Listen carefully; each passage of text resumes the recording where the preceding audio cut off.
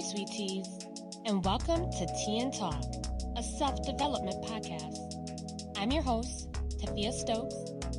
You know, they say a woman is like a cup of tea. You can't tell her strength until you put her in hot water. Well, the water is hot, sis, so let's see your strength. Grab your tea and get comfortable, and join me as I get into it on this episode of Tea and Talk. Happy spring, sweet teas! I am so glad to be back on and connecting with you all. I needed some time off to really get to know myself and take some time to self-reflect. My holidays were very uneventful, most on Zoom and Duo. Yeah, so go figure. Damn COVID. I was sick from mid-November and just completely getting over everything. I did get Miss Rona last month, February, and I'm just really getting over that and all the symptoms that it threw at me. Whew, those symptoms were something else and not the typical symptoms that everyone gets. No worries though, I was able to rest and heal appropriately and I'm almost back at 100%. I hope you enjoyed your holidays and your winters, and you stayed safe and warm throughout while continuing to navigate through this pandemic. If you live in New York like me, you know spring for us really doesn't start till the end of April, early May. But that's okay. We are still entering into a new season, and we are going to celebrate that, right? So y'all, all winter, I have worked on myself. I mean, really, really worked on myself. I had a serious awakening and have been moving towards improving myself in all aspects of my life since. I want to be a better version of myself than I was yesterday, than I was last week, last month, and definitely last year. So this winter, I changed and grew in a lot of different areas. I would say that I even transformed. It's as if layers of myself began to fall off and get closer to the true me. So I began journaling, meditating, and practicing yoga every morning with the intention to improve my mindset, work on my shadows, and improve my physical health and well-being. I am working on cleaning up my diet and leaning toward veganish with the intention to provide my body only with good nourishment and healthy foods to be able to perform in all areas of my life at 100%. I have been reading about a book or more per week and trying to watch less TV with the intention to work on my spiritual self and my spiritual well-being. Y'all, I have even changed the music that I listen to. Yes, I changed the music with the intention that I have to feed all parts of me, only things that serve me. Now I listen to artists that sing or speak with positive messages behind it that aligns with who I am becoming. I don't know if I'm saying the names right, but artists like Landrell, O'Shawn, Chris Antibes, and Cleo Sol, just to name a few. I realized that in being the perfect version of myself, I had to rid the things that were no longer serving me in order to make room for the things that would. Let me just say that although there were a lot of changes at once, it made a world of a difference. I feel as though I am more myself than I have ever been. I'm not perfect and I'm not trying to be, but I am my definition of perfection for me at this stage in my life. I feel more relaxed. I feel more at ease, energy filled, positive, and strong. I set intentions and then took action on those intentions that I set forth. In order to see myself bloom to fullness in the next season, I had to change the environment in which I was growing and lay the roots. Now that spring is here, I plan to continue to water and nourish those areas in my life every day. I had to become more aligned with where I'm going and the person that I am trying to become. So, what is an intention?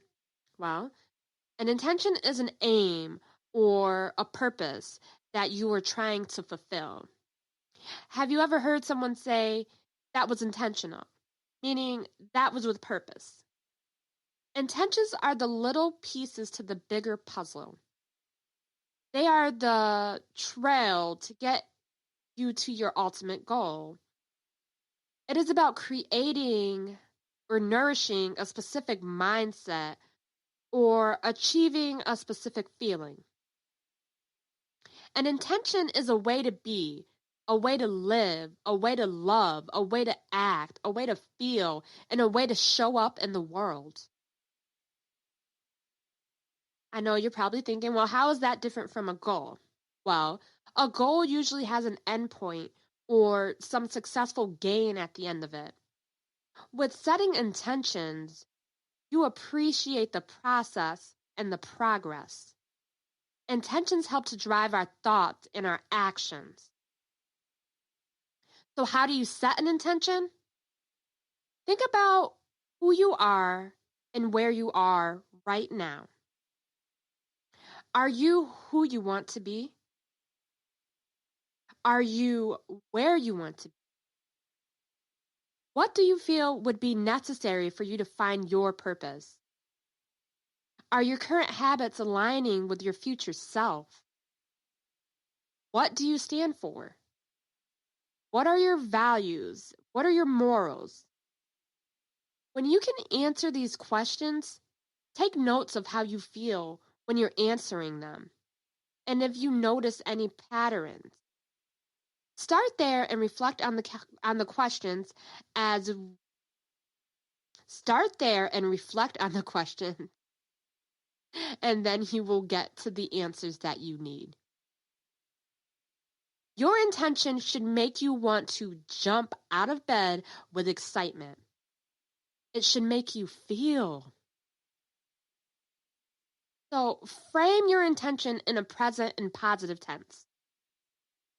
Avoid using any negative words when setting an intention. Avoid phrases and words such as I should, I want, I need, or I hope. So, for instance, instead of saying, I want to stop bad talking myself, say, I love myself more, or I show myself more grace, or I practice self love every day. Whatever it is that is important to you and for you at this stage in your life, then verbalize that in a positive way. Focus on something that you want versus something that you don't want. Also, don't just set the intention and then move on. Revisit this intention regularly. Check in with yourself and see the progress on the intention you set. See how far you have come and give yourself a time limit for how long you want to work with that intention. Stick to that timeline and then alter the intention to continue down your road. So, for instance, I may say, I intend to be more at peace and more at ease. I may alter that to say, I now intend to enjoy the peace and ease that I've created. Stay consistent until you get where you need to be and where you're trying to go. And then alter your intentions to reflect that. Show yourself grace. Don't beat yourself up if you fall out of alignment. Recognize it, acknowledge it, and then get back into alignment. Me, myself, I am finding that setting intentions for me has actually been more beneficial than setting actual goals. And I say this because when I set an intention, I'm sort of reconfiguring my mindset. I'm trying to get to that place where I feel as if I already have the bigger thing that I'm going after. That goal is awesome, but if I'm not changing the mindset that I have when going out to get it, is it really going to be worth it, or am I going to acknowledge that I even achieved the goal? Most times when I was setting goals, I would run, run, run, yay, achieve the goal, and then either celebrate minimally, if at all, and then run, run, run towards the next goal.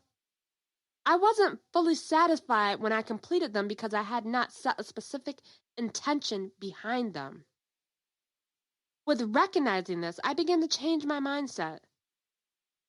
For instance, I wanted to write a book. My intention was I want to be able to help other women who struggle with endometriosis, infertility, and depression, who are afraid to tell their stories. Setting that intention made writing the book, launching the book, and promoting the book even that much better and much more rewarding. I am excited and happy that I was able to do that to help other women like myself. Oftentimes, I give my books away for free because I am just trying to get my story in the hands of everyone who needs it, regardless. That was my intention. I am trusting the process of the universe and going off my intentions.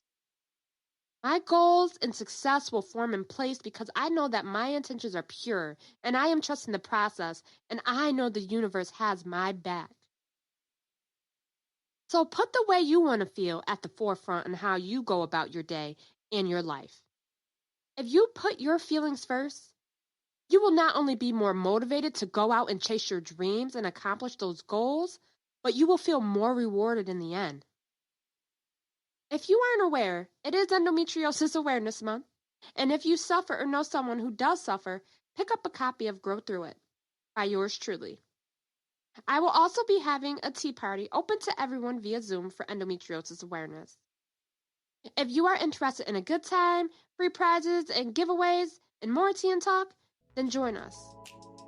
Click the link in the show notes or find me on IG at Tea and Talk Podcast. Until next time, guys, love and light.